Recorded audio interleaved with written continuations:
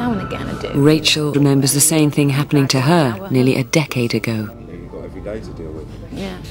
I was going weeks and weeks staying at my friends' houses and things like that, and it got to a point where people were saying, "Haven't you got a home, Rachel?" And I'd tell them, "I'm running away from my children's home, I don't like it." But there's only so much people can do, you know. And I was actually living on the street, staying on the street. And one day I remember it raining. I said, "Haven't you got anywhere at all?" And they said, "Yeah, there's a guy." And they took me to a guy. And that's how it all started off. I started staying there. And I felt like I had to have sex with him because I couldn't give him anything else. You know what I mean? It wasn't like I loved him or anything, it was just I'm simply going with him because I was staying there, really. But it was an abusive relationship, wasn't it? Because he was, how old was he? A lot older. 22 years older. And you were how old? 15? 15 at the time, yeah. I mean, you were living on the street, you were homeless, you had no money. What else, what other options were there for you? I don't know, love. I really don't know.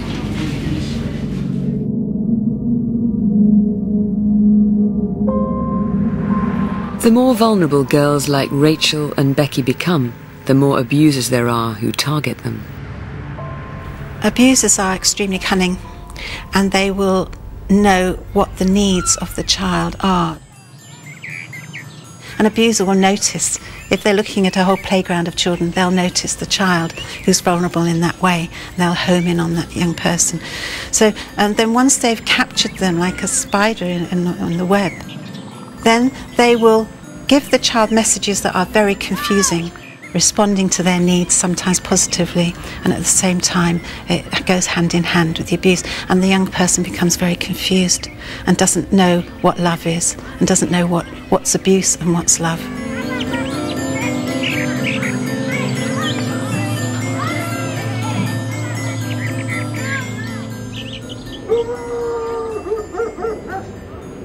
Becky is growing increasingly concerned about the number of abusers in her life. Yeah. Are you going back to the Arches again tonight? Nah, those bastards like the rest. Kept trying it on.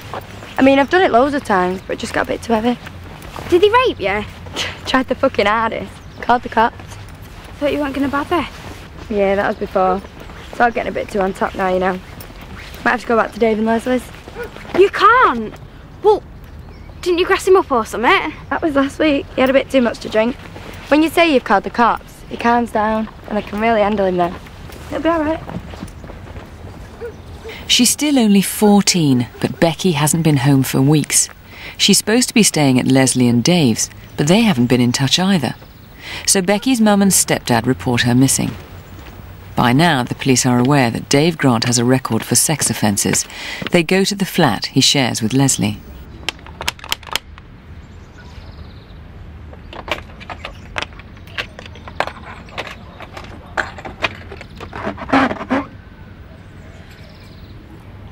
Mr. Grant in? Dave Grant. Mr. Grant! Dave Grant!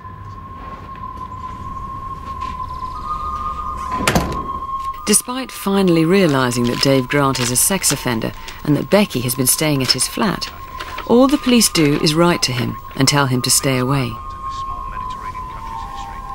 Not long after this, Becky tells police he's raped her. But despite his record, the case is dropped through lack of evidence. Told them he fucking raped me. Why didn't you go home? No point. They knew what he was like. Once again, Becky's version of events is rejected.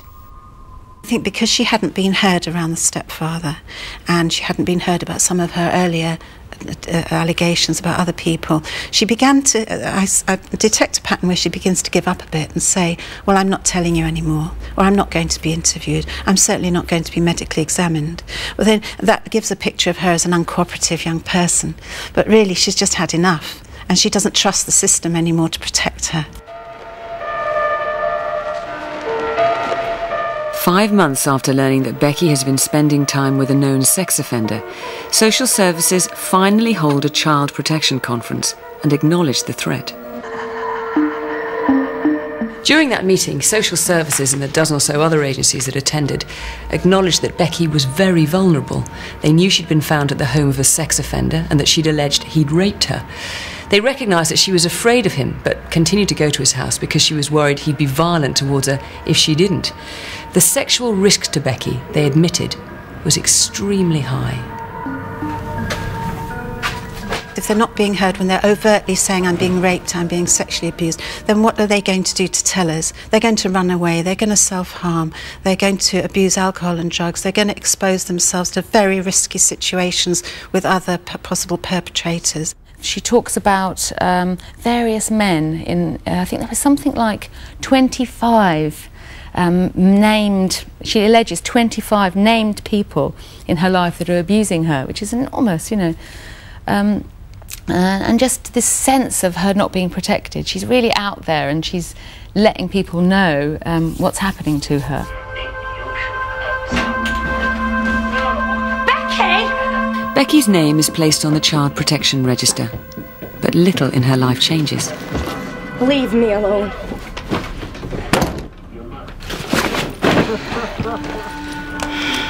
She's told to go home again, despite her fears about her stepfather. She's just as vulnerable now as she was before.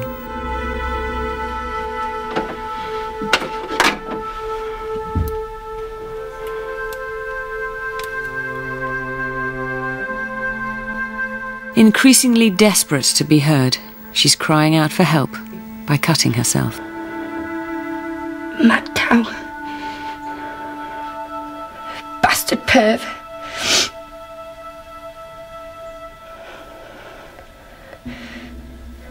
I hate those bastards.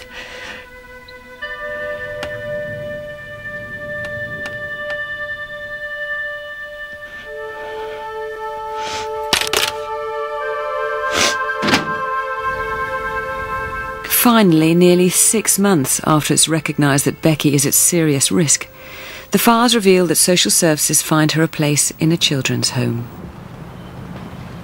Hi, I'm Sarah. You okay?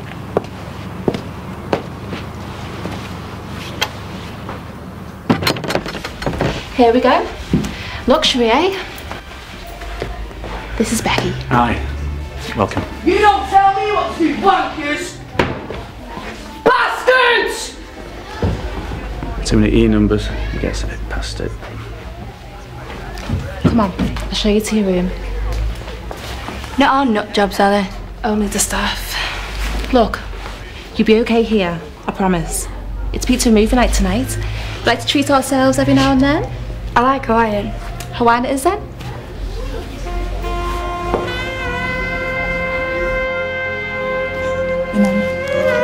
Rachel remembers her first children's home. That's my nanny's twin sister.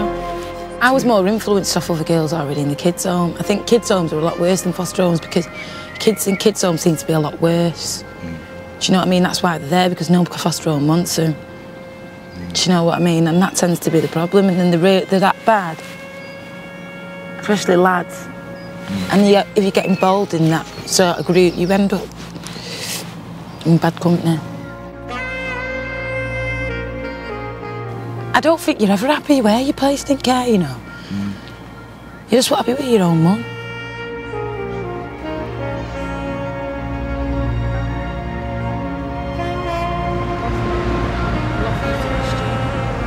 Do you remember the first time you did this? Stood on the street? Yeah, I was about 15. And you've been doing it ever since? Yeah, every day. Why don't you stop? Why can't you stop? Because I'm on drugs. I need money for drugs. I have an habit. You're freezing. How long will you stand out here tonight? It depends, as long as it takes. Got to wait for somebody to stop. Sometimes I'm out 10, 15 minutes, other times I'm out hours. Lately it's been really quiet. What time will you work till tonight? Early hours in the morning. 2, 3? 3, 4, yeah, normally. And then I just wait until the dealer turns on at 9, because after 3 you can't score then. So you'll work here until you can get your last score? Yeah. And then where will you sleep? You don't know? Anywhere.